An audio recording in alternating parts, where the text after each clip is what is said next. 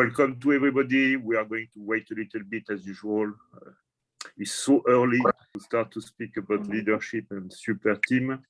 So be patient and thanks to put your mic on mute. Keep your camera on. Yes, if you can put your mute off, it will be great. And but keep your camera on because it's always more pleasant. And use the chat to put your question. So I would like to thank a lot BCG because it's the second year. For the people who don't know, we have this leadership masterclass with BCG, and thanks a lot to Fanny to make this happen. It's really great, and we really enjoy a lot. Today, topic is quite interesting, but for me it's very interesting, and because I think team is important, but the big difference between sport and business, if my understanding is clear, in sport, we have a team fighting against another team. Within a company, we have several teams working together. And I'm sure, Marie, that you will clarify that for me in terms of team functioning within a company.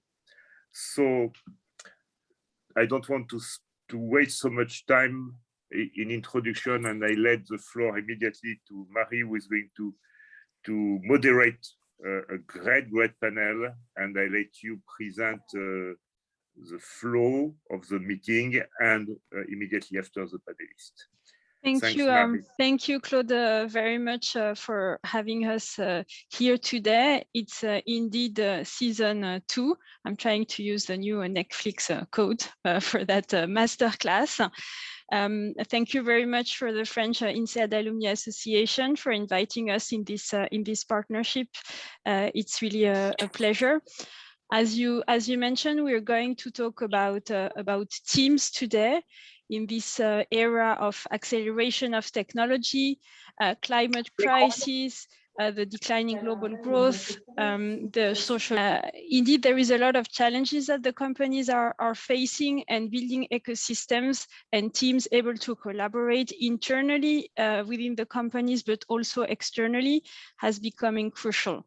As you said, Claude, leaders struggle somehow to develop that extensive and extended collaboration, having what we can call teaming at scale, as I said, from internal to external. So that's the topic of today that we'll explore with great leaders that I thank already to be here with us today. Let me just introduce myself. I'm Marie, Managing Director and Partner at BCG.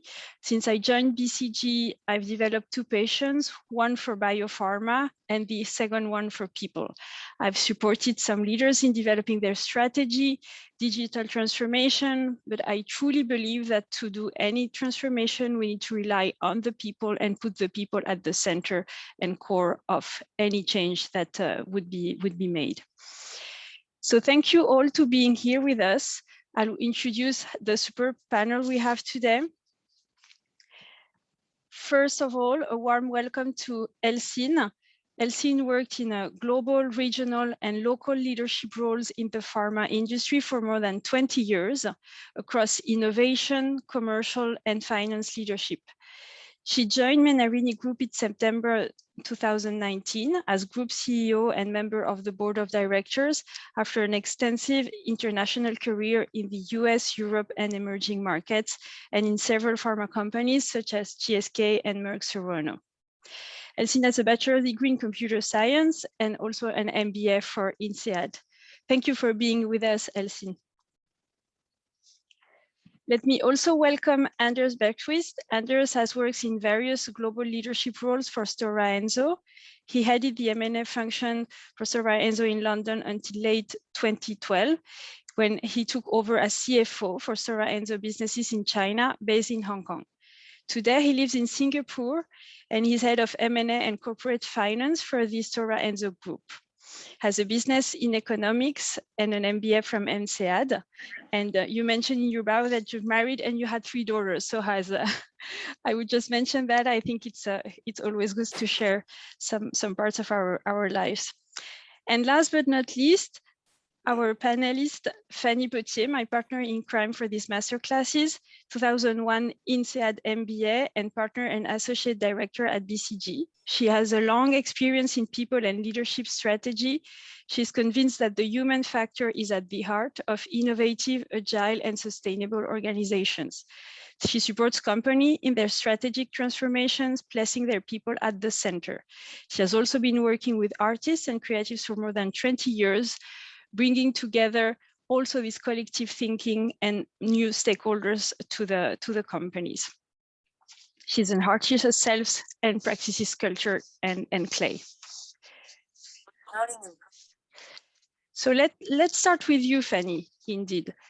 And please, why would you say super teams now are? What are they? And what does it really mean to us?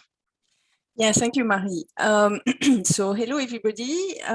We have shared already about our soon to be published research on what we call generative leadership. So we will talk about it more on another masterclass. But one important outcome of the research is that leadership has become a team sport and is no longer about hero stories.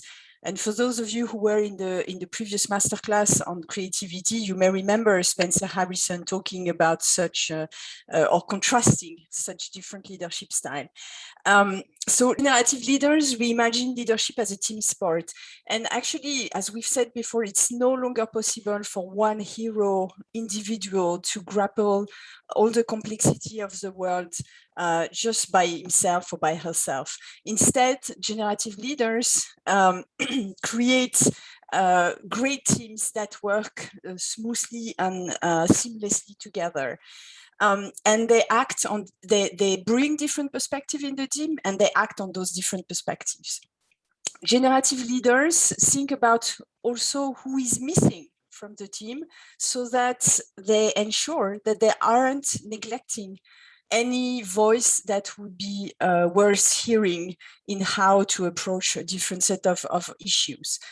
They form super teams, as I was saying. Those teams go across and beyond the enterprise, and they move quickly, and they take the ball rolling, and they go where the ball is rather than staying where they are.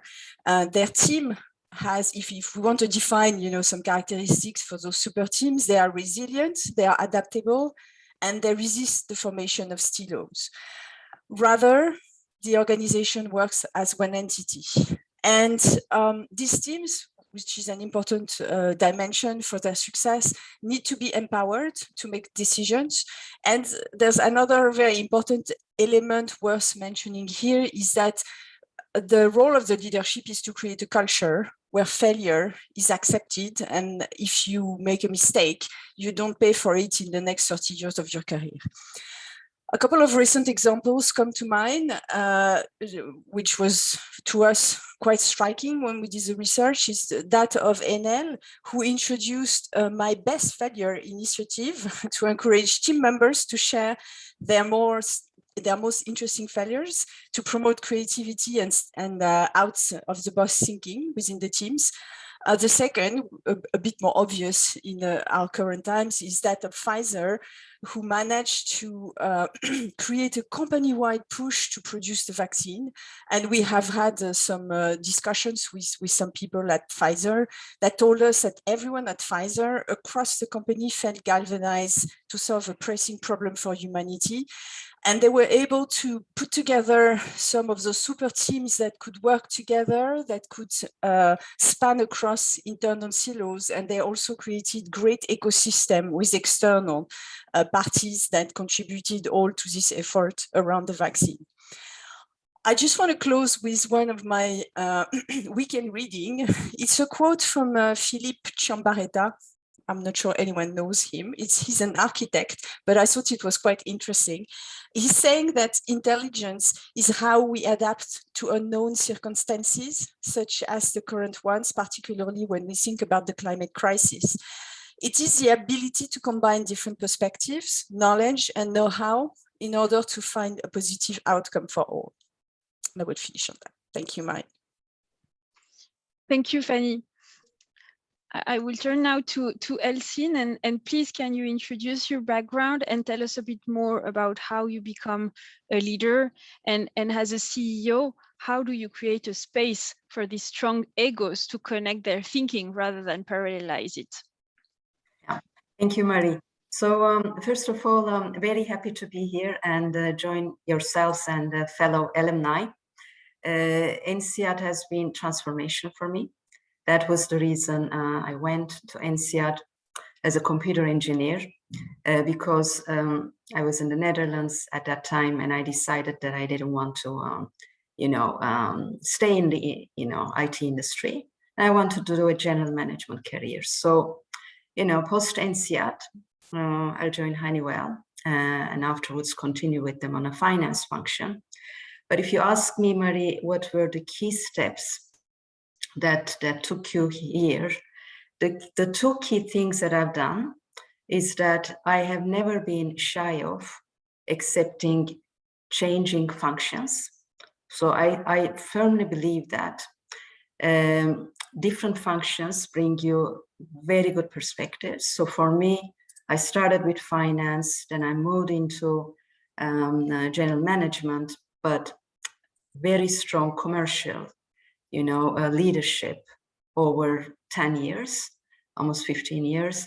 But then also towards the last part of my career, I moved into an innovation function, which normally leaders do not do.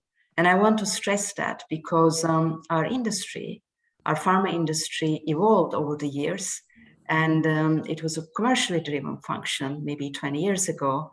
But in the last 10, 15 years, it's a very much innovation-driven industry, which I'm very proud of, by the way, and that's my passion as well.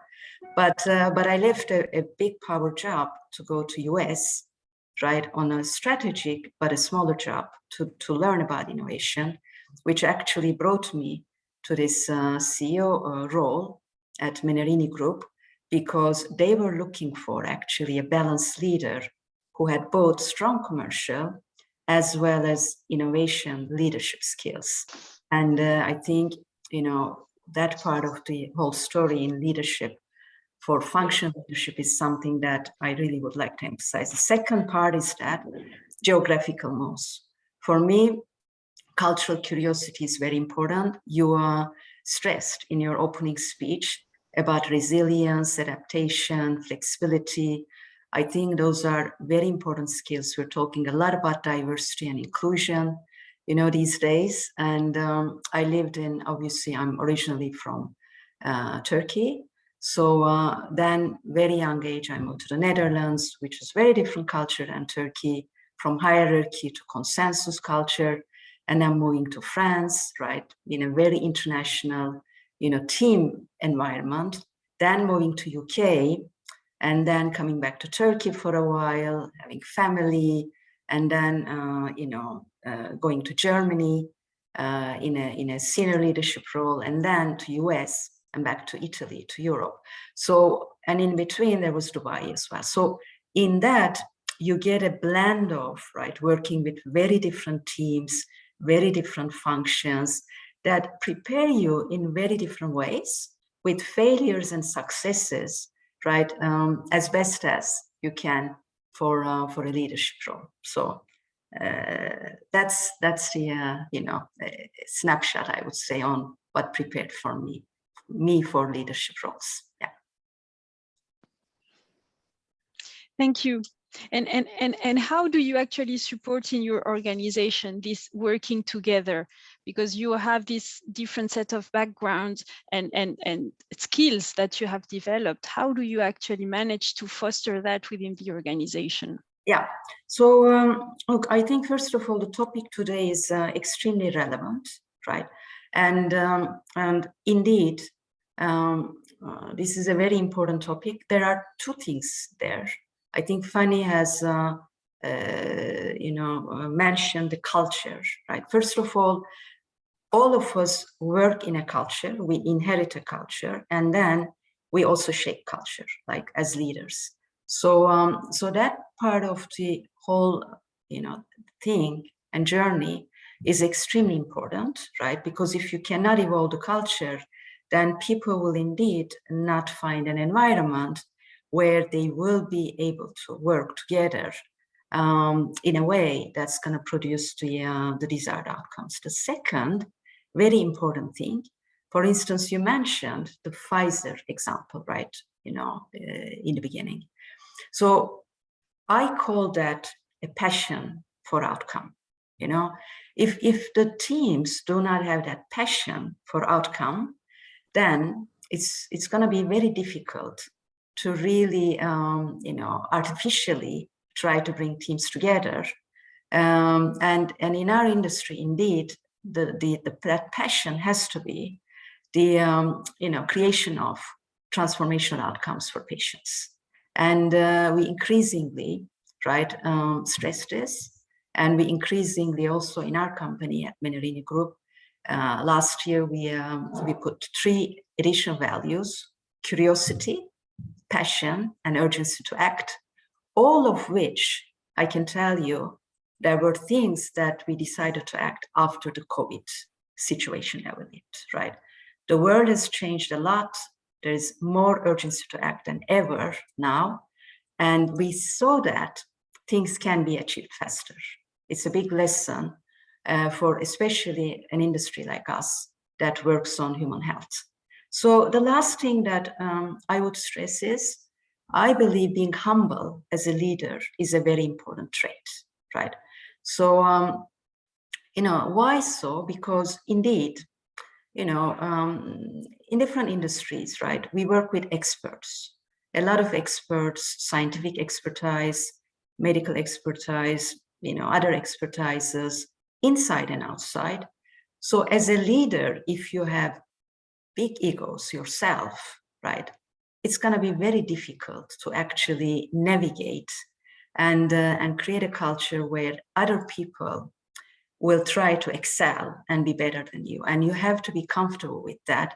And you have to be able to navigate through that. And it's something that all my life, people always said to me, even 20 years ago, oh, you're so humble. Yes, humble for a reason, because that is going to, put people more at the floor, right? And then, you will, of course, do a lot of influencing, but it needs to be done in a very diplomatic way. And to finish, I would say I have a lot of respect for Merkel. And I think she's one of those leaders who has been doing that in a very good way, very strong on content, but very humble and very diplomatic. And I think she has achieved great outcomes for all of us. Thank you. Thank you. Turning back to you, Anders, can you please introduce your background? Tell us a bit more how you become a leader, and from your experience, what are the conditions for super teams to emerge? Great, I'm happy to do so. Thank you, Marie, and thank you, INSEAD alumni and BCG.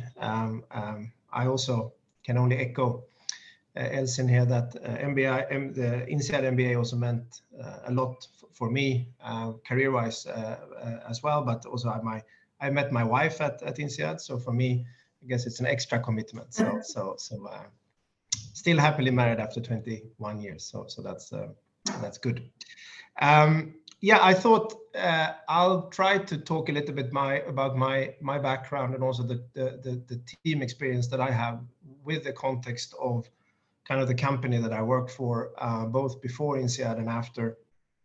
So what I would suggest, I just go back maybe 700 years in history to a copper mine in the middle of Sweden. It was called Stora at that time, and that's actually the founding of the company that I work for, so Stora Enso, and that's actually also the oldest company, limited liability company in the world. So in 1288, some bishop wrote some letter. That's nowadays the oldest company. And the history there is that over the centuries, in order to mine copper, you need a lot of wood. So the company bought a lot of forest land in Sweden. So then with the advent of forest products technology, so pulp mills and paper machines in the 19th century, so Stora was perfectly positioned then to move from copper mining to paper. And then fast forwarding to 2005, Stora was then Stora Enso, having merged with a Finnish company. And we were then the largest pulp and paper company in the world, 15 million tons, and then active in all continents. And that's the time also when I was appointed head of M&A. And that also happened to be the time when our whole industry went into a bit of problems. At that time, we had 70% of our production was paper. And this is so long time ago now that you may not even remember, but at that time, then there was something called digitalization that then started. And people started reading things on screens and stopped printing as much as they used to. They didn't read as many newspapers and not as many magazines. They didn't print as much copy paper. So the result of that all was that paper demand, which traditionally had gone up roughly by GDP, started to first stagnate and then fall, first by 5% and then 10% a year. And that's continuing still today. And that of course meant a tremendous challenge for us. So we had to take a lot of rapid action. And of course the team I was leading then was leading that effort. We sold our US business, which was a quarter of the company at that time. We sold off a lot of assets in Europe, and then we also tried to redeploy that into then buying and building mills in Europe, and we acquired a company in China, and we also established a mill in Uruguay. So this was for me kind of a formative experience in terms of team leadership. Today, then we are a leading packaging producer, and we have the largest wood products business in Europe, and the paper business, which once was 70% of our business, is today less than 20, and it provides basically nothing of our profitability. And this transformation continues. Just last summer, we sold one of our German paper mills, and just a few months ago, we started a new board mill, packaging mill in northern Finland. So when I think of super teams and kind of how to work together and my leadership, I think about kind of the challenges that then kind of when you do M&A, which is typically quite a high intense environment to start with, and then when you have this external pressures happening on your company and on your team, I think that provides a quite interesting pressure cooker to kind of evaluate what is going on.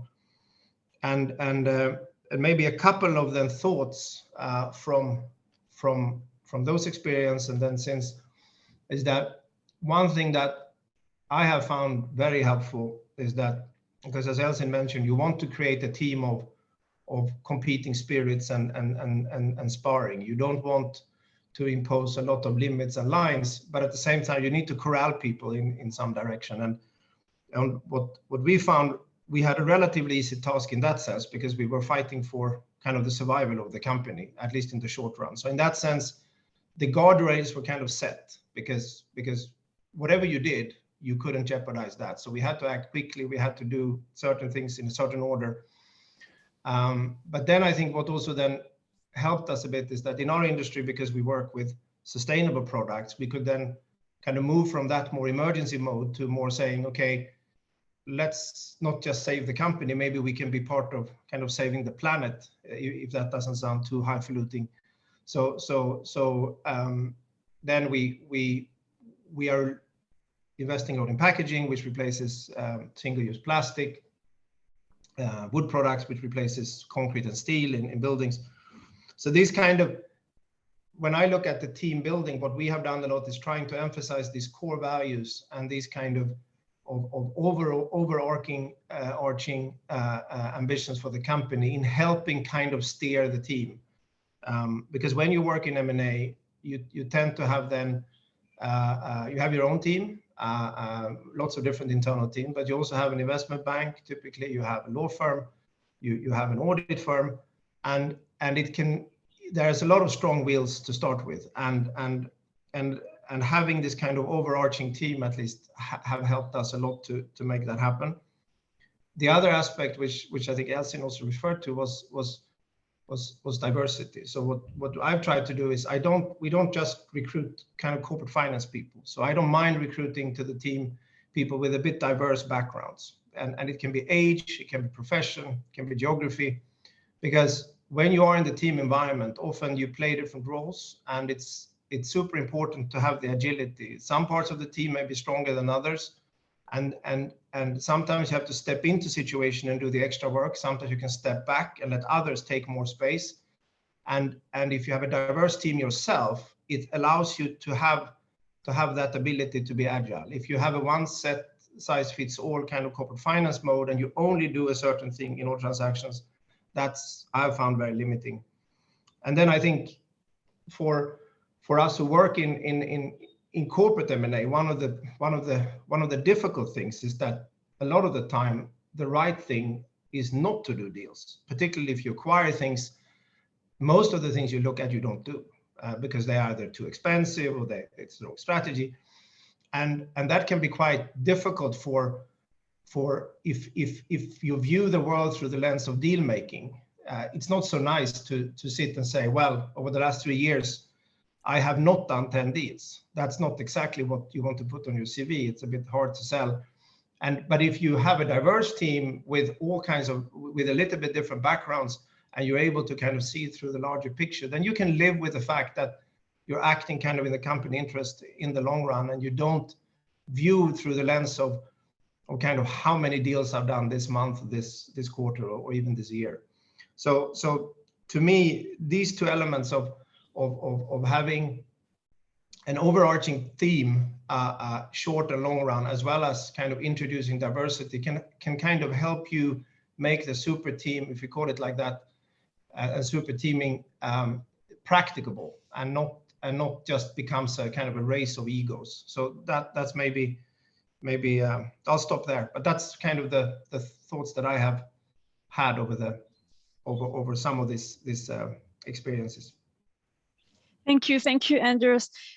Coming back to you, Elcin, and on this super teaming with also external ecosystem, you mentioned the innovation piece, and in pharma, obviously there is a lot of internal innovation, but also a lot of external innovation, right? Working and engaging with the ecosystem. I would be interested in understanding where you've seen also super teams happening there, and what's the insight, what's the key learnings that you can share with us? Yeah, excellent. That's a very good question, Marie. So indeed, for us to be successful, we need to utilize external innovation in a very meaningful way. Actually, it was a function that I also had a chance to work at Boston, and so here is the thing, right? There, indeed, as I also said in the beginning, you have a lot of expertise. You have extremely good scientists, you have very good medical professionals, clinical development. They're all different, I would say expertises, but externally and internally, you have very strong and very good people. I think, the passion for outcomes is an important one, very important one. But, in terms of the how, apart from all the things that Anders and myself stressed, there's one more important thing in my view, that is a back diplomacy. I think that is also very important, because it's not going to be that you will have all these people in a room and they will suddenly forget about their egos and everybody will go towards the same direction and for the patient outcome.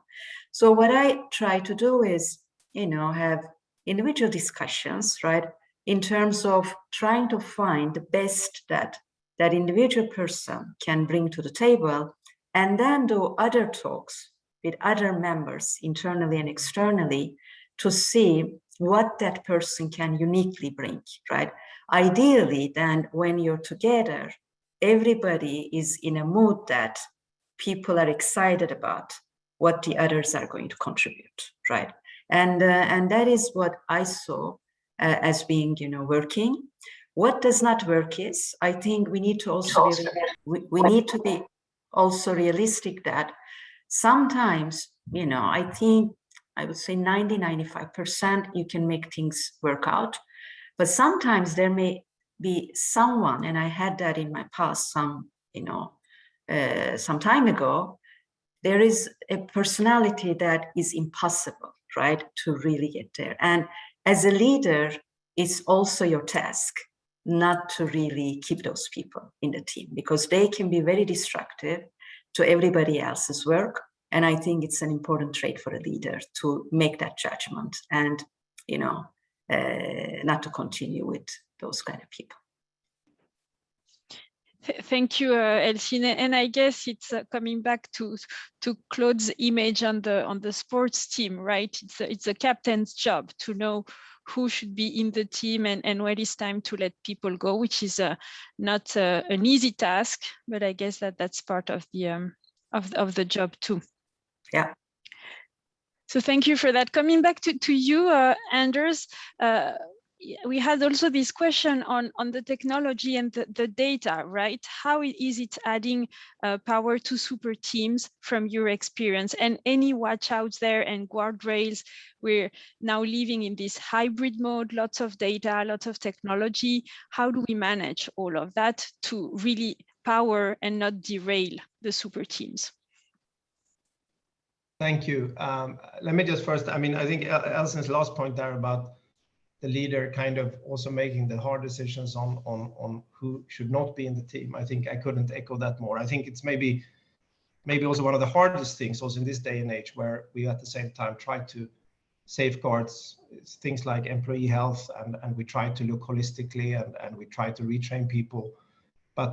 But sometimes we just have to recognize that it doesn't work in the way it was intended. And I think that is probably a harder task than ever, given how things work in large corporations. But I think it is also maybe also the key differentiating skill. So I think that's and we so just to echo that, I thought it was very, very well caught.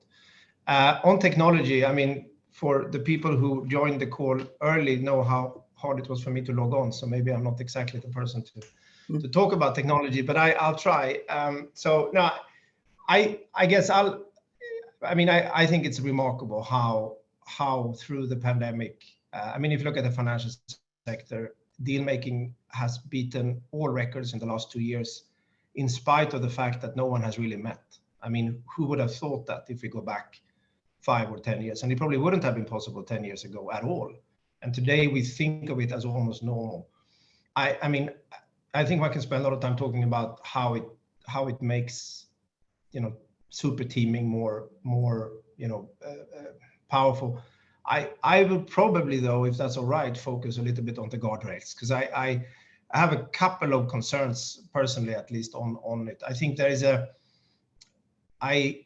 as Elcin also was talking about, culture and ethos is so important when you build teams, and it's very hard to do that without physical contact and without being together in meetings, having outings, doing things. Technology doesn't necessarily mean that you don't meet, but I think there's a tendency to think that just because things work and you can do, for instance, lots of deals, that you can somehow build corporate culture and ethos through just continuing, in the cloud. And I just don't think that's possible. And we see that now. We are onboarding a couple of people to my team, and it's very hard to get new people on board if you don't meet them.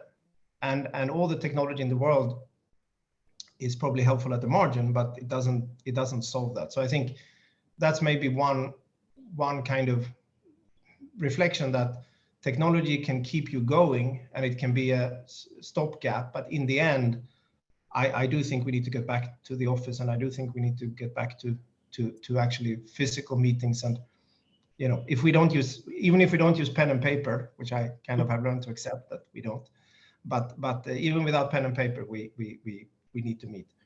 And then I think on just general technology and information, I think there's also a bit of I see that a lot, at least, that since there is no limit to what we can know through emails, through information systems, sometimes there is an expectation on senior leaders that they should know everything. And I think there's a temptation to think that a good leader does know everything. And And I think that I think is problematic, because it tends to mean that so much marginal time goes to reading up on things rather than maybe thinking ahead or doing and acting. And I think that's I mean, it's a bit, I think there's a sense of a curse in that sense, that just because you can know things, it means that you are able to then there is no reason why you shouldn't. And sometimes it's okay to say, I don't know, I'll ask so-and-so, but I just don't know. I haven't checked this. It's not super important for me or my team to know this. I wish I'd known it, but I don't. I think that's you know, I think, and I worry sometimes that we also focus a lot on the emails, and we clear our inbox every day, and we think that we have done our job when the inbox is somehow empty, rather than think maybe that's where the job actually starts. And you know, I think there's a risk sometimes that maybe the whole company becomes a bit like an AI with like pinballs with different routines going back and forth. And we work hard in our company to still keep kind of the meetings where we think and discuss and try to work and avoid the kind of management by trial and error, which is so easy to do when you get into the kind of when you use fully the technology that is available. So apologies for lots of guardrails and maybe not so just upside, but a couple of reflections from my side. Merci. Thank you, Anders. I think that this technological view is interesting, and we discussed before this masterclass. You also mentioned on the use of data, right, across the board, and how to use that correctly and provide some intelligence to that. Maybe you want to say a word there too. Yes, that was for you, because you had an interesting view from your M&A perspective on how to leverage the data and the different reports that are outside, and how do you encourage your teams to use that? Yeah, I think it's I mean, we use, of course, I mean, in M&A there are lots of good kind of databases that exists. You can, there's something, for instance, called Capital IQ, where you can dig up all the different multiples of all different companies. And I also note that new generations of people, of colleagues, they like to go into this, and then they just take whatever multiple or whatever. And the old style of going back to the annual report and checking and calculating it yourself, etc., that we don't need to do anymore, because it's at our fingertips. And I think that is a fantastic, example of how we have been able to work much faster. We can update and do valuations on a kind of real time in a way that was much harder before. On the other hand, of course, it's just that then sometimes the understanding of the underlying reality can be a bit hard to track down, because sometimes things are reported on different lines, so you don't maybe not get the whole picture. Maybe the assets are not as easily quantifiable, so you need then to double and triple check, and actually often, at least in our case, we end up going back to the annual reports anyway, because at the end of the day, all companies are quite different and have treated things differently and think about things differently. So there is, I think, now I sound as if I'm kind of anti-technology, and I don't want to suggest that, but I think it is a fantastic tool, but it's my experience, it is super important also then to look at the underlying and have the time to then look at kind of the reality that the financial numbers, for instance, try to show, because of course the map is not reality. So anyway, that's maybe a thought on that. Thank you. And coming back to you, Fanny, from your perspective, does technology have a superpower to super teams, or is it more nuanced? Thank you, Marie. So I'm going to echo Anders, and I won't take too much time to echo the positive and the guardrails, but still, I think based on what you were saying, Anders, I fully agree that we wouldn't be where we are today after those 2 years without technology. It made us extremely resilient. It made us, talk together in this masterclass setting in particular. So it also allowed us to stay connected with our loved ones and with many people. And it also, I would say, upskilled a number of us in terms of how to use those tech tools and to co-create virtually together. That being said, and if we look forward, also a positive thing is with technology is that people actually want a lot of flex now in where and when they work together. So we all, and I'm sure everybody in this room will connect to that.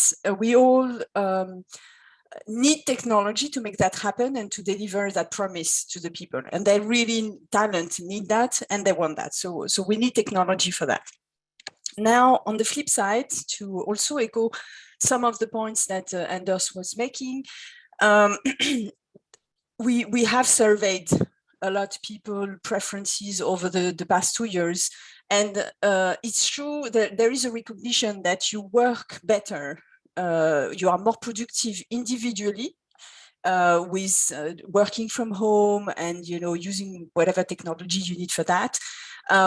Collaboration, though, the productivity of collaboration doesn't necessarily, reach the levels that it had when you were doing it consistently in person. The second thing is that people want to go back to the office, actually, and they want to socialize and they want to work together collaboratively in person. And I won't repeat some of the benefits of that Anders, you were making. Just to do a little bit of venting around that, but I'm sure that if you open your calendar for today, it looks like a millefeuille, right? The famous French dessert, you know, so there's no space to take a bio break, to move to the office. Actually, if you use a bike, you know, to go to the office, or, you know, you don't have the slot to go there because, you know, you accumulate tech interaction in your agenda. The other thing that, and Anders, you mentioned it, I have not seen any meeting which doesn't start with at least one person saying, oh, you know, I can't connect, or my sound doesn't work, or, you know, the video is not on, or whatever. And lastly, I was very struck, and Marie says that because I shared that with her, we have introduced directional camera for our interaction. And one of the team members in one of our project team meeting that we had last week said to me very spontaneously, oh, that makes me super sick. And then he backtracked and he said, oh, sorry, I shouldn't say that, right? And that's, for me, is a perfect example of, you know, the need that we have today as human beings to reflect carefully about technology. I mean, Anders, you brought the data point, and I will just stick with the tools and the interaction means that that would fall in technology. We have to be very careful about, is it really adding a superpower to the team, or is it actually reducing some part of it? Because, you know, for this person, it provides an not so pleasant experience. So if we, maybe the closing word for this question would be, you're all leaders in the room. If you think generatively as a leadership group here, I would really encourage you to, you know, invite every couple of weeks a set of your employees and ask them about their perception of technology, right? And what is their experience with that? Is that, do they have the right set of data to make the right decisions? Is the technology looking more at the tool part of it really helping, or is it actually, you know, blocking them from performing together? And I will leave you with that. Thank you very much. Thank you very much, Fanny. Thank you very much, all of you, Elcin and Anders, for sharing your thoughts and your insights from your deep expertise and experience across the world and across different functions. I now suggest we move into the breakouts to have some thoughts, share some thoughts about this what we've heard in this masterclass. It was spot on. He was talking in our group about the importance of communication to make super teams successful, and asking how do you do that. And we didn't come to that. And we probably so everybody, thank you very much for having stayed with us along the full time we had together. Just give me a hand for the return on time invested. So 1 is I wasted my time completely. 5 is I learned and I had a great time. On screen, please. I love that. Thank you, guys. So this was the last one, but I think with Claude we may design a new one. surprise. Yeah. a gift That will come later in the year. But otherwise, thank you very much for having been with us. It was a great interaction, and I look forward to seeing you next time. Thank you very much. Thank you. Thank you. Merci, Fanny. Bye. Bye. Bye. Merci. Thank you very much.